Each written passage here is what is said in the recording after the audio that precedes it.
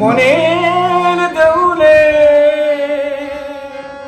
আশার দ্বীপ জ্বেলে,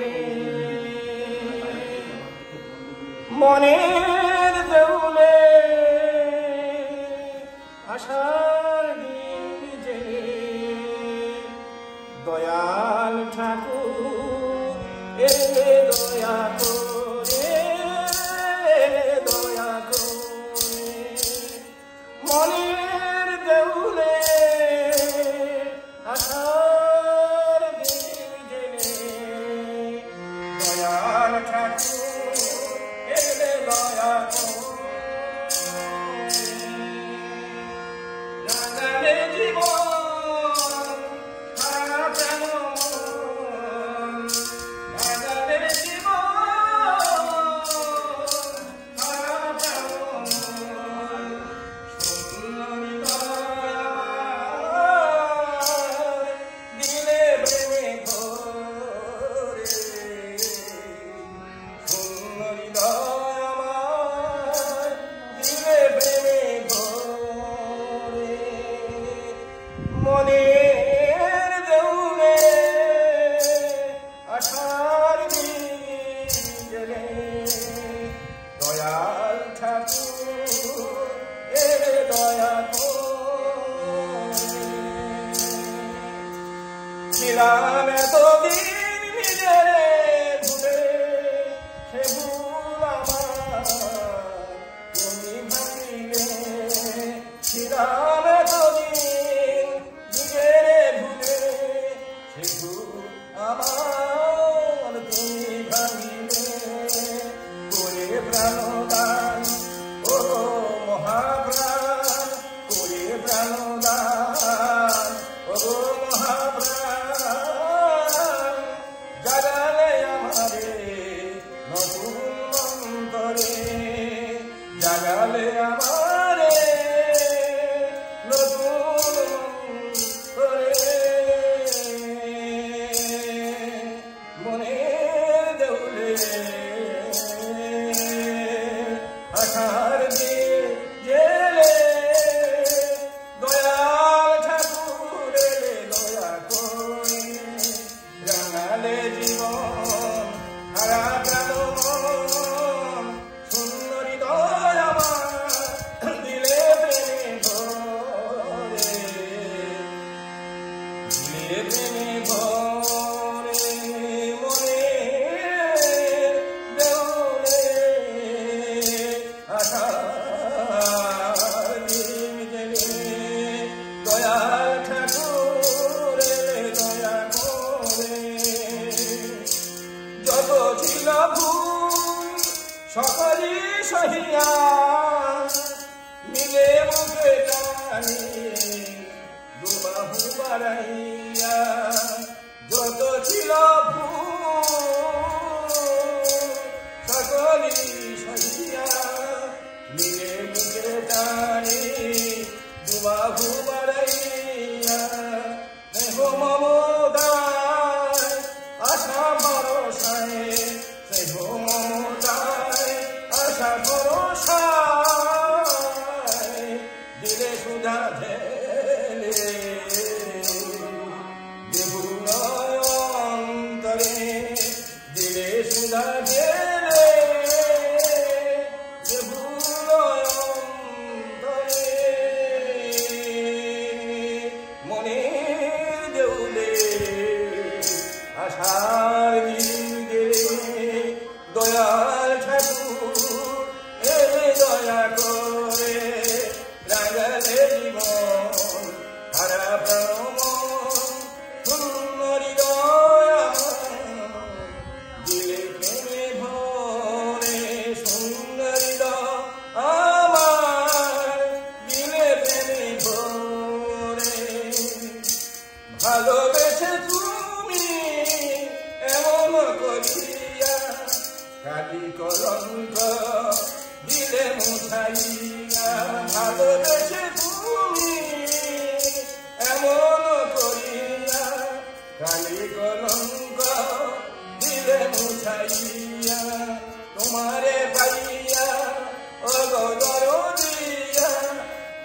রে পাইয়া অগদরদিয়া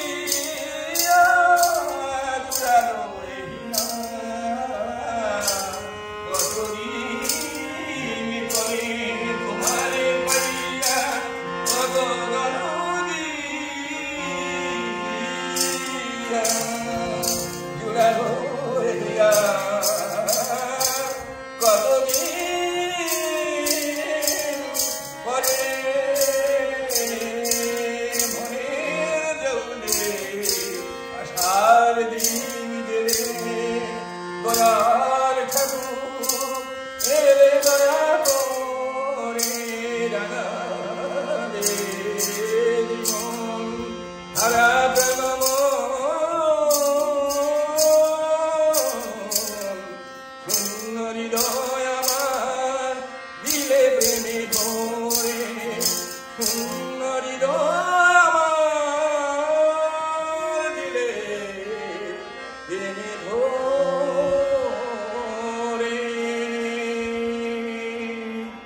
জয় গুরু জয় গুরু জয় জয় গুরু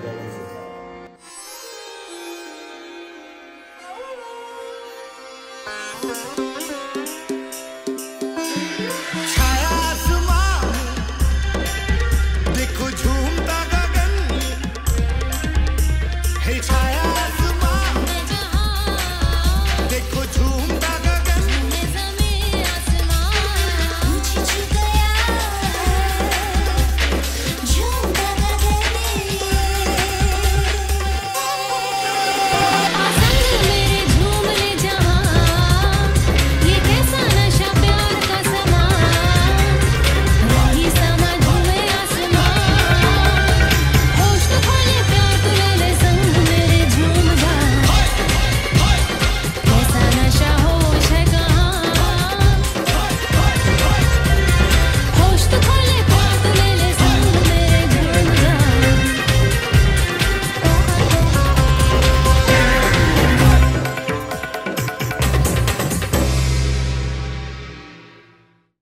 শুনি দেখুন আজকে সৎসঙ্গের যে এক কথা বললাম তোমাকে বিশেষ করে আমার স্ত্রী মানে দিবস আমাদের তিথি আজকে পূর্ণিমা এই পূর্ণিমাতে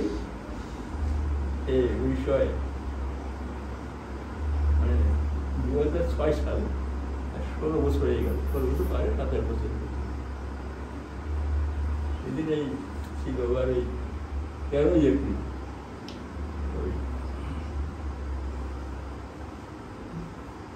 কি পুজো বলে চড়ক পুজোর আগের দিন আর কি সেই মনে আছে চড়ক পুজোর আগের দিন ওই যে নীল পুজো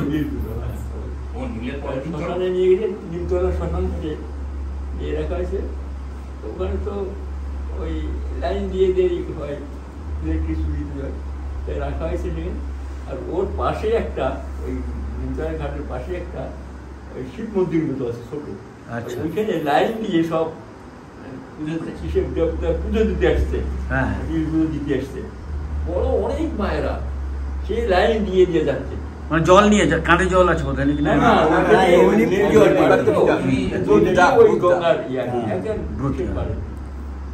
শ্মশানটার পাশে একেবারে আচ্ছা আচ্ছা আচ্ছা হ্যাঁ তো ওইখানে আমি ভিতরে এখন তো আগেকার ইয়ে না আমার কাকাকে তখন বিল্ডিং ফিল্ডিং ছিল না এখন বিল্ডিং শুধু অফিস টফিস আছে সব ব্যবস্থা করা আছে কর্মসূচির ব্যবস্থা করে তা আমার ওরা নিয়ে গেছে ওরা দেখলে সময় আছে সামনে আরো দুটো চুল্লি তৈরি করছে বললো যে টাইম হবে তো ওরা ওটা যারা গেছে ওরা অন্য জায়গায় দুটো আমি যখন বসে আছি দেখছি ওই যারা পুজো দিতে এসছে পুজো দিতে এসে এসে মায়েরা শতবা মায়েরা সব শতবা সব ঢুকে যেহেতু শতবা মারা গেছে তো পায়ের ইয়ে দিয়ে সিঁদুর দিয়ে দিয়ে মাথা ইয়ে যাচ্ছে সিঁদুর নিচ্ছে আর কেউ মাথা টুকছে পা ঘুরছে কি রে তো এ তো শ্মশানে মরা মানুষের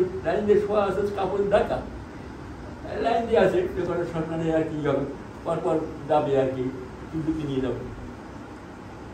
আমি ওই কি প্রথমে বুঝতে পারিনি আমি কি করে মানে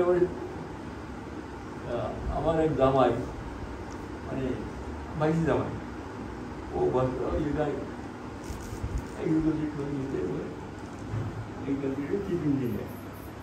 ও রোড দেখতে আসতো এবং ওদের গাইডে নিয়ে আসতে ও ঢুকে আমি বলতে চাচ্ছি আমার জেঠু তুমি বাদ দিয়ে দাও এদের নিয়ম ওরা ওরা ওরা ওরা পূর্ণ কি করছে সম্ভব করছে দেখলাম মানে সবাই পায়ের দেশের দুটো আছে না আর তাতে দিয়ে মাথায় সব কি করছে মাথায় পায়ের সে দেখলাম আমার স্ত্রী মানে আমি আমার ব্যক্তিগত জীবনে যে ঠাকুরের চরণ প্রান্তে ঠাকুরকে মানে খুব কি বলে তাকে নিয়ে চলা তাকে নিয়ে করা তত বেশি আমাকে এগিয়ে গিয়েছে যে কয়জন যদি মূল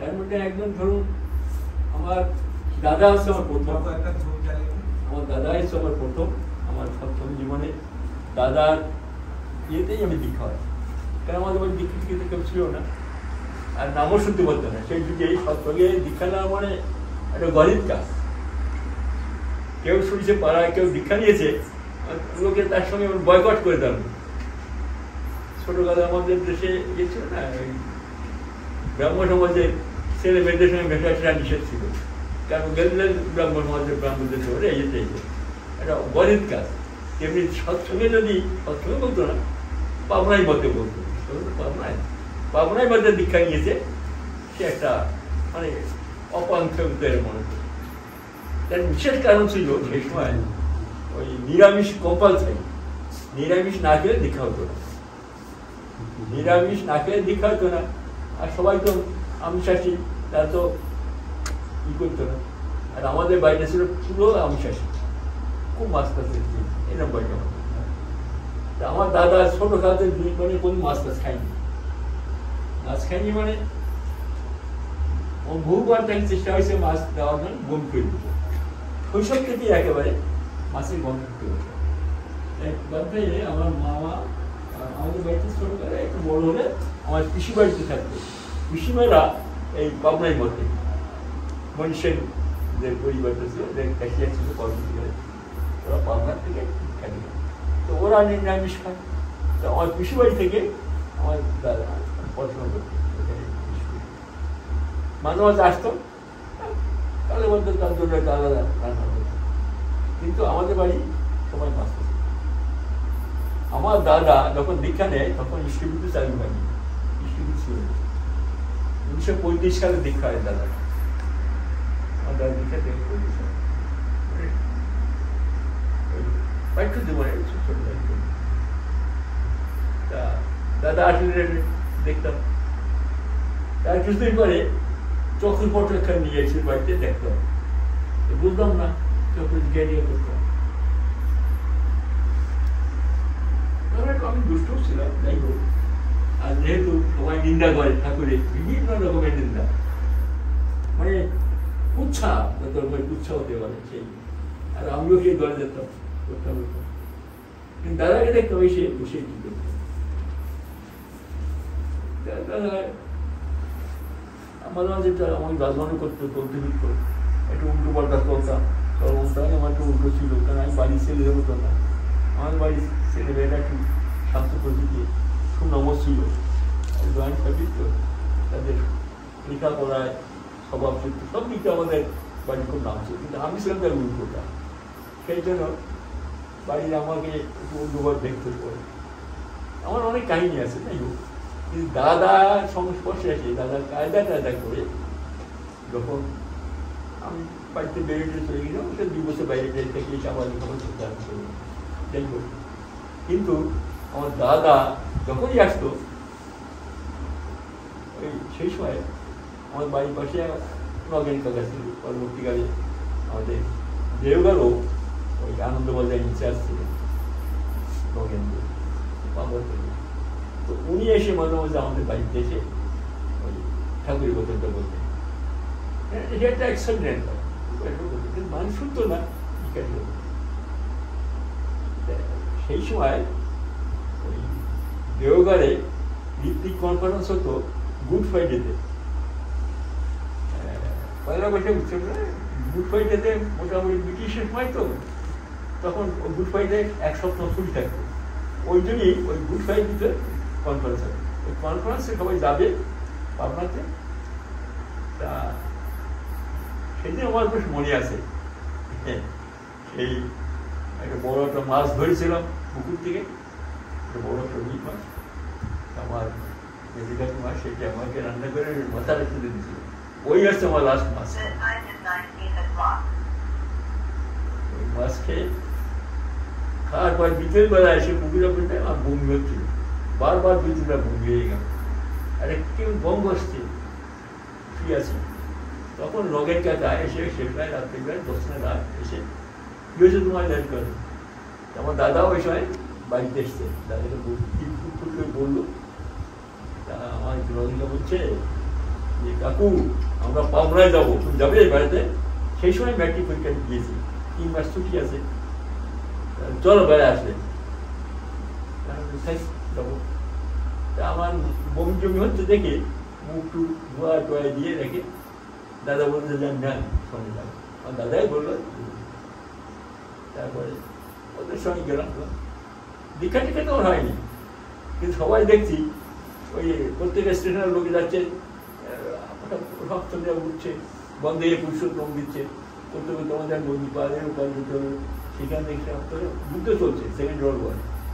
আর আমেরিকান ফোর্স, মিলিটারি আমেরিকান সোলজাররা ওখানটা ঘুরে ঘুরে বাচ্চা করছে। ট্রেনে যখন ঘুরেছি স্টেশনে উঠে বন্ধে পুরুষোত্তম দিচ্ছে, ওরাই সোলজারগুলো ঘুরে ঘুরে ওরা বিট বিট বিট বিট করে কি বলছে, এরকম করছে আর কি। আমরা মজা দেখছি। তারপরে যখন গাড়ি ছেড়ে দিল বন্ধে পুরুষোত্তম সবাই হচ্ছে, ওরাও হাত টাত না চাই করলো, অনেকক্ষণ মিলিটারি আমেরিকান সোলজার। তারপরে আমরা যেতে যেতে বনগাঁ স্টেশনে গিয়ে গাড়িটা হল্ট করি। ওইখান থেকে গাড়ি বা চেঞ্জ করে ওই রানাঘাট লাইন যেতে হবে। একটা লাইন এখন সেই লাইনটা খুলেছে আমার, ওই বর্ডার দিয়ে, বাংলাদেশের বর্ডার দিয়ে লাইন আছে। ওইখানে যাই আমরা হল্ট করে হোটেল থেকে এখানে চান টান করে খেয়ে দেয় এখানে পুরি যা দিছিল খেয়ে আবার রানাঘাটে গিয়ে আবার রানাঘাটে যে ট্রেনগুলো যাচ্ছে ওটা ঈশ্বর দিয়ে দার্জিলিং ইংলিশ চলে যায়। আবার সারা বিল্ডিং করছি, পদ্মায় উপরে ব্রিজ হয়েছিলাম। ওখানে গিয়ে আমরা নামলাম, নেমে যখন ঈশ্বরদী স্টেশনে গেছি, ঈশ্বরদী স্টেশন থেকে প্রায় 18-19 মাইল পাবনা থেকে 3 মাইল হচ্ছে আমাদের হিমাচল আসছে। তো পাবনা পর্যন্ত যাওয়া যাবে বাসে ব্যবস্থা। কিন্তু আমরা যখন যে পৌঁছেছি লাস্ট বাস শেষ হয়ে গেছে। সুতরাং আমরা যাবো কোথায়? ওই রাত্রিবেলা ওই স্টেশনে আমরা হল্ট করলাম। পরে ওইখান থেকে পরের দিন একটা বাস কি করে আশ্রমে নিয়ে গেল। আশ্রমে গিয়ে যার বাড়িতে চেনাশোনার বাড়িতে যা গেছে, এই বাড়িতে সে বাড়িতে থাকা, আর গেস্ট হাউস কিছু কিছু গেছে। আমরা গিয়ে আমাদের গ্রামে স্টুডেন্ট সেন্টার, যে দেওঘরে ঠাকুর যে এলেন প্রথম, ওই স্টুডেন্ট সেন্টার মানে ওনার আশ্রমে দেওঘরে একটা দোকান আছে, জয় বৈষ্ণব আশ্রম, হ্যাঁ দোকান। তখন ঠাকুর যান নাই পারে, আর ওনার চেষ্টায় ঠাকুর দেওঘরে রাখলেন। ওনার একটা বাড়ি ছিল আবার লোকে, আর চমৎকার কবি তো তার ওই ছোটখাটো বাড়িতে ওই বাড়ি দিলাম, থাকলাম দেখলাম। আবার স্নান টান করতে গেলাম পদ্মায়, খেতে গেলাম পদ্মা চলে গেছে অনেক দূরে। পদ্মায় স্নান টান করে এসে সবার সঙ্গে দাঁড়িয়ে যাচ্ছি। যেতে যেতে সবার হাতে কিছু ইয়ে আছে, ঠাকুর বউ নিয়ে এসছে, যার বাড়িতে যা পারে সবজি সবজিটা আছে, কারো লাউ কুমড়ো টুমড়ো একটু পয়সা আছে, সে মিষ্টি কিনে নিয়ে আসছে ঠাকুরের বউ, সব লাইন দিয়ে পদ্মার পাড় দিয়ে আমরা যাচ্ছি। যেতে যেতে ওখান থেকে বেশ কিছু ঘুরে গিয়ে উঠে ওখানে একটা নতুন নিম গাছটা ছিল, সেই পদ্মার পাড় উঠে শুরু দিয়ে বলবো নিম গাছের সামনে দিয়ে গিয়ে মাতৃ মন্দির দোতলা বারান্দা, দোতলা বারান্দা ঠাকুর বসতেন, সেখান দিয়ে পর্দাটা দেখা যায়। পর্দার সামনেই দেখা যায়, পর্দার সামনে সরে গেছে ঘুরে, বাড়ি শুরু হচ্ছে অনেক ঘুরে দেখা যায়। নদীর ওপারে আছে কুষ্টিয়া, দেখা যায়। সব লাইন দিয়ে গেছে, আমিও লাইন দিয়েছি, কিন্তু আমারও তো কিছু নেই, আমি তো কিছু না। তারপরে রাস্তা সবাই গল গল গল গল উপরে উঠে গিয়ে ঠাকুর সামনে যা যা বড় বউকে দিয়া গিয়ে, যা বড় বউকে দিয়া গিয়ে খাবারটা দিতে গেছে, সব লাইন দিয়ে। তখন কাছে এত লোক না, সমান লোক, আর সবাই এসে গেছে। আর আমি আর ভয়তে এগোতে পারছি না, উঠে গেছে। সারা জীবন তো চিন্তা করেছি, তো চিন্তা টিন্তা করে হঠাৎ দেখি সামনে এখানে খালি গায়ে বসে আছে একটা বিষয়, দুটো ম্যাপ আছে, একটা ভারতবর্ষের ম্যাপ, একটা বাংলা প্রেসিডেন্সি। একটা লোক কাটিয়ে দেখি দেখাচ্ছে আর আমি নিচেই সিঁড়ির নিচে দাঁড়ানো। আস্তে আস্তে দেখা গেলে আমার দলে সবাই চলে গেছে, আমি একা। আর আমার কাছে মনে হচ্ছে ঠাকুরকে অনেক হচ্ছে না, কি সুন্দর খালি গায়ে বসে আছে। আর আমি মাঝে মাঝে চোখটা নীল হয়ে আসছে, মাঝে চোখটা বসে বসে আবার দেখছি, মানে হয়তো কিছু কাঁপছে।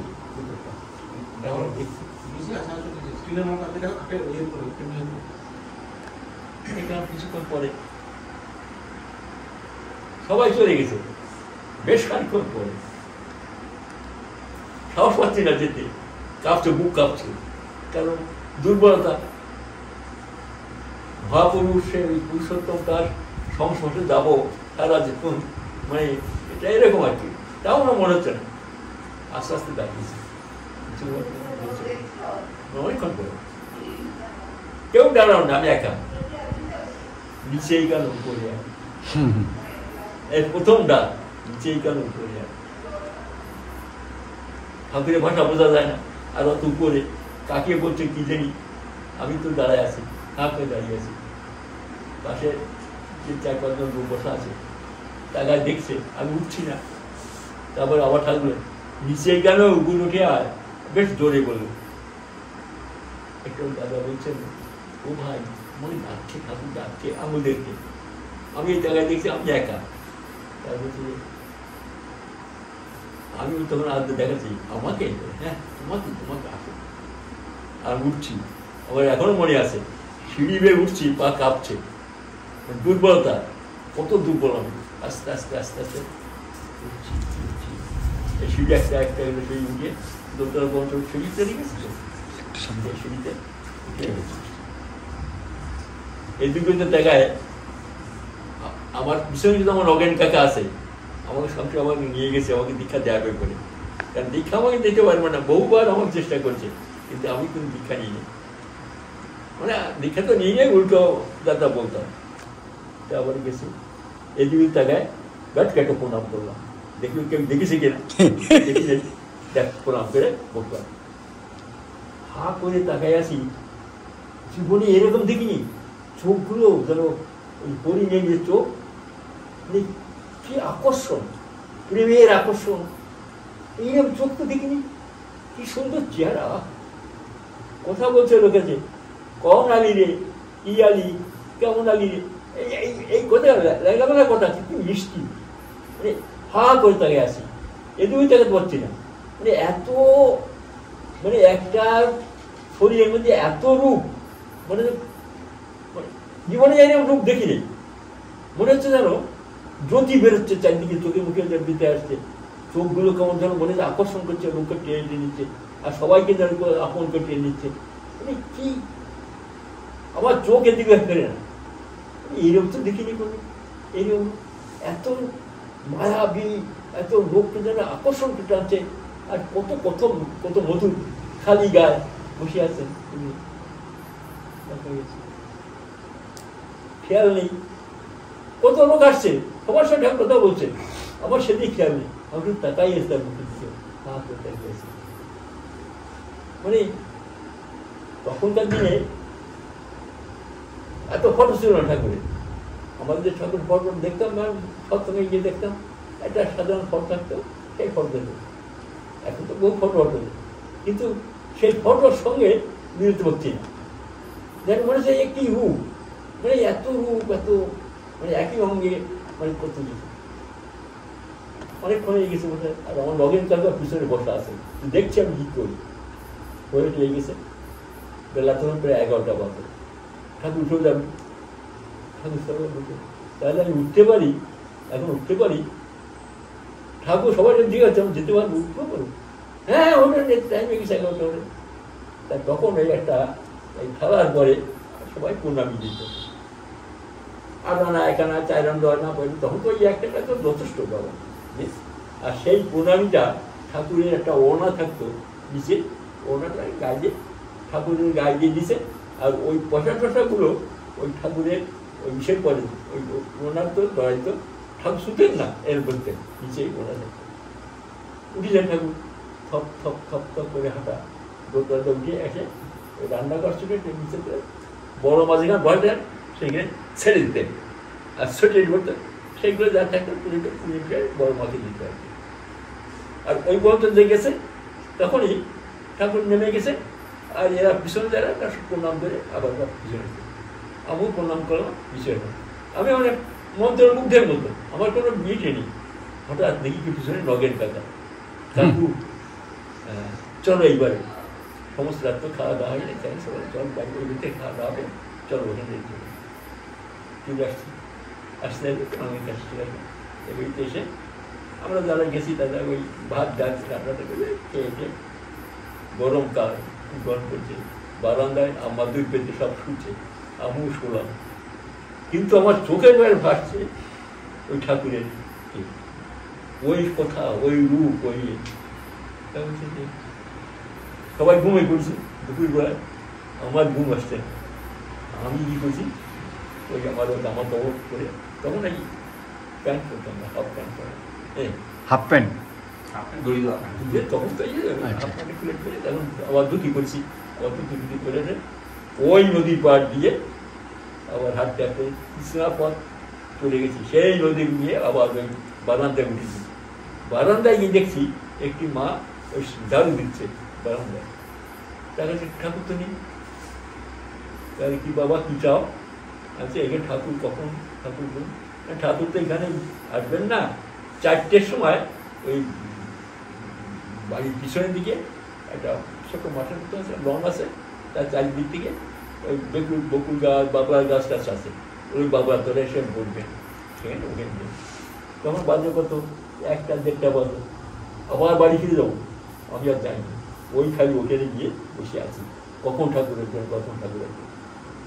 তারপর ছটফট ছটফট করছি, যাচ্ছি, আসতে কিছুক্ষণ পরে বেলা 4টে দেখছি একটা লোক একটা চেয়ার নিয়ে আসছে, এসে ওই চেয়ারটা রাখেন খালি বলবেন বিকেলবেলা। আর একটা লোক দেখ গাড়ু গাড়ু গামছা টামছা নিয়ে আসছে, লোক নেই, আমি দাঁড়িয়ে আছি। কিছুক্ষণ পরে ঠাকুর আসছেন, আর সঙ্গে 5-7 জন লোক আসছে। সেটা অদ্ভুত দৃশ্য, ঠাকুর হেঁটে আসছেন এই নর্মাল টাইমে, আর তারা যারা যাচ্ছে তারা দৌড়চ্ছে, তার সমকক্ষ হওয়ার জন্য দৌড়চ্ছে। ঠাকুর হাঁটাটা ছিল গজেন্দ্র বোমা। এই যে হাতি যাকে দেখছেন, হাতি হাঁটে তো সাধারণ বাবু, তার সঙ্গে যেতে হলে দৌড়তে হয়। এই হাতি রাস্তাতে হাঁটে, হাতির সঙ্গে যেতে হয় না, ওই সাধারণ লোক দৌড়তে হয়, কারণ হাতি তো তার মতো হাঁটতে। আর ঠাকুর হাঁটার দরকার, হাঁটছেন হাঁটছেন, আর পাশে যায় তার দৌড়তে হয়, হাঁটাতে যেই আসছে এই ঠাকুর আসছেন দেখুন। আর ঠাকুর এসে দাঁড়ান, আমি ওকে দাঁড়াচ্ছি, বকুল গাছে করে দাঁড়ালাম। ঠাকুর এসে বকুল গাছের হ্যান্ডেলটা হাত দিয়েছে, হাত দিয়ে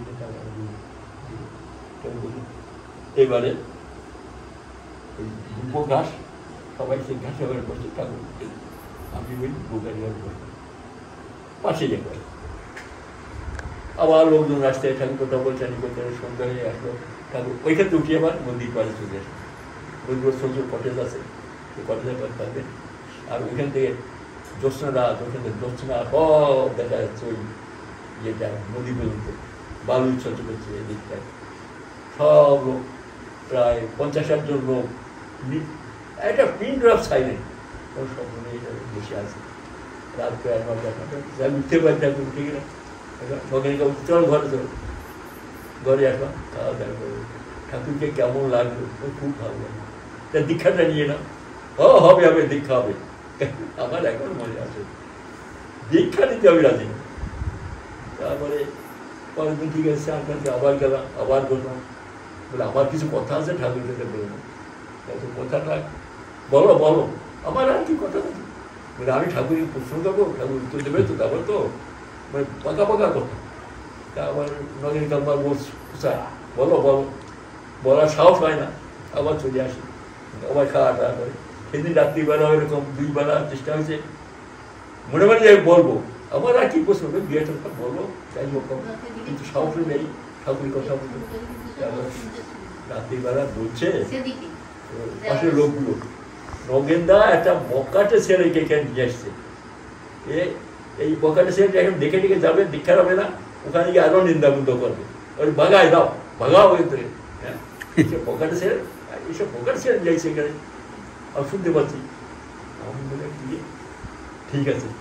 পরের দিন স্নান টান করে সকালবেলা কিছু ঠাকুর বাড়ি চলে গেছে, নগেন কাকুও আমার সঙ্গে গেছে, গিয়ে ঠাকুর একা বসে আছে, আর একজন ঠাকুর সকালবেলা আজকে বলবোই, মনে মনে কয়েকটা প্রশ্ন করে নিয়ে গেছি, যদি এই বলবো ঠাকুর বললে তাই কাউন্টারে আমি এটা বলবো আমি আজকে যাই।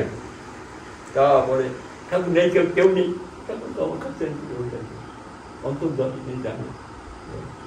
তারপরে দেরি করি নেই, কারণ বুক কাপড় আর কোথাও তো সাহস হবে না, যে প্রণাম করেই গ্যাপে এই ঠাকুর নটা ছাত্র সরাই নিছে, সরাই নিয়ে ওই এক হাতে কামড়ে দিয়ে ধরছেন, গল্পের আসল না কিছু কবি মানে আমার ইয়েছে, বাবা আমি দীক্ষা নিতে চাই, এই তো বলছি কামের কথা, আমার কথা ঘুরে গেছে। বাবা মানে হাত পা কাঁপছিলেন, বলতে হবে কিছু, সাহস নেই দেখবো আর কি, বাবা তাদের কাছে ছোট হয়ে যাবো তো, কথা কিছু বলতে হবে।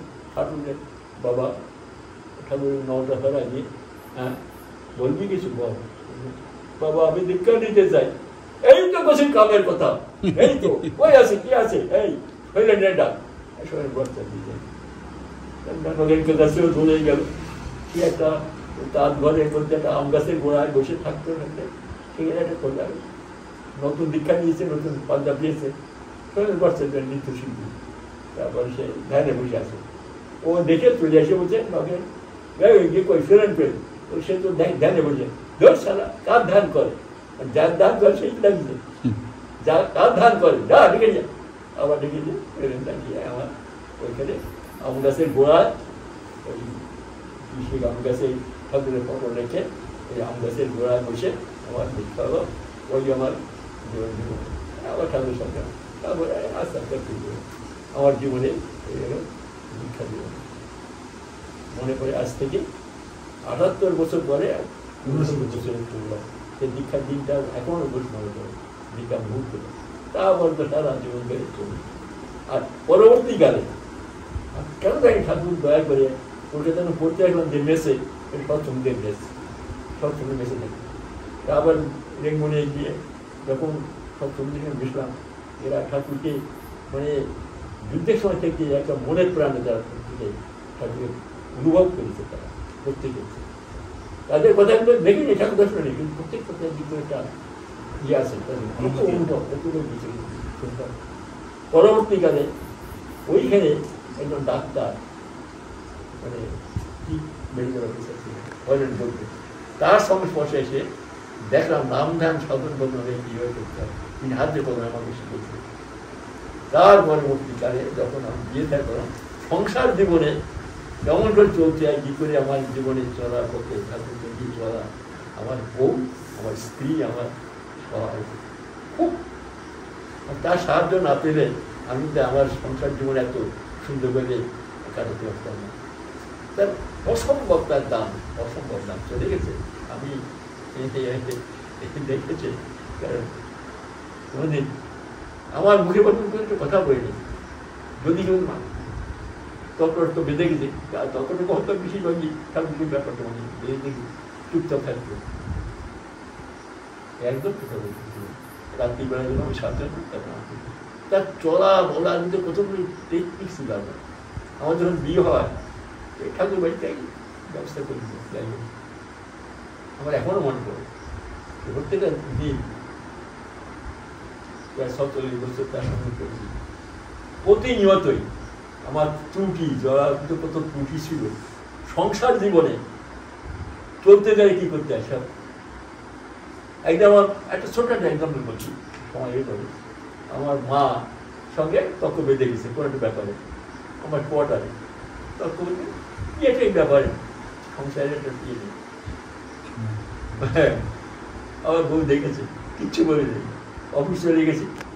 ও একটা লেখা ছিল একটা বিয়ের আগে, ঠিক আছে, মাতৃভক্তি অটল যত সেই ছিল আর কি, ওই সেলাই করে লেখা ছিল।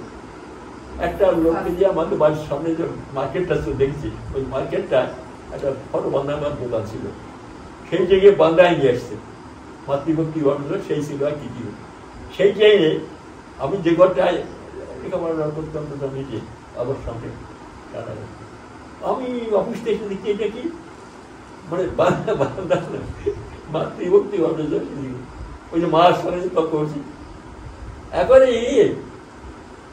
বুঝলাম সকাল মার সাথে তর্ক করেছি তো সেই এটা মানে কি বুদ্ধি কত রকমের, কোন সময় আমাকে এই করতো না। আর চলার মধ্যে আমার বেশ মনে আছে, কারণ তাছাড়া ছোটকালের ঠাকুর বাড়িতেই মানুষের সাথে ওর মামা বাড়ি তো এখানে। আমার যখন বিয়ে হয় তখন ও বিয়ে পড়ে আবার কিছু মাস্টারি করতো, 5 বছর পাস করলো ওই সুরেন্দ্রনাথ কলেজে। সকালবেলায় ভোরবেলায় যেত কলেজে পড়তো, সেইখান থেকে এসে স্কুলে টিচারি করতো। আমার দাদা শুধু বললো বিয়ের আগে, তোমার তো মাস্টারি করো, তোমার তো চাকরি ছেড়ে দিতে হবে, পারবে যেতে, তার কাছে থাকতে হবে। গেল, হ্যাঁ ছেড়ে দেবো। বিয়ে হলো, বিয়ে মাস্টারি ছেড়ে আমার সঙ্গে চলে গেল দুর্গাপুরে। দুর্গাপুরে যখন প্রথম স্কুল খোলে আমাদের বিএ স্কুল থেকে, তখন অ্যানাউন্স করা হলো যে কারো বউ বা কারো মেয়েকে যদি তাকে উপযুক্ত তাহলে আমার তাকে প্রিফারেন্স দেবো, স্কুল টিচার নেবো। হ্যাঁ, আর কোয়ার্টার দিতে পারে না, সেই জন্য কোয়ার্টারের জন্য অসুবিধা।